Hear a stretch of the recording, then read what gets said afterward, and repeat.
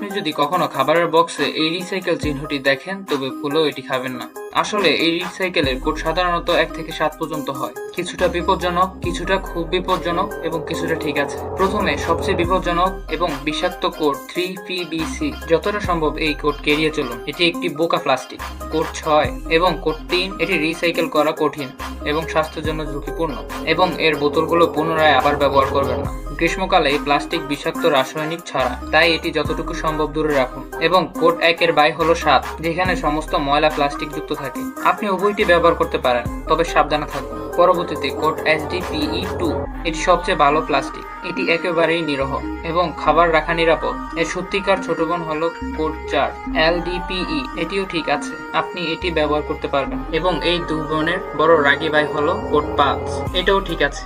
এই 3 কোডও ব্যবহার করতে পারবেন। আপনি কি বিষয়টি আগে থেকেই জানতেন? কমেন্টে জানান।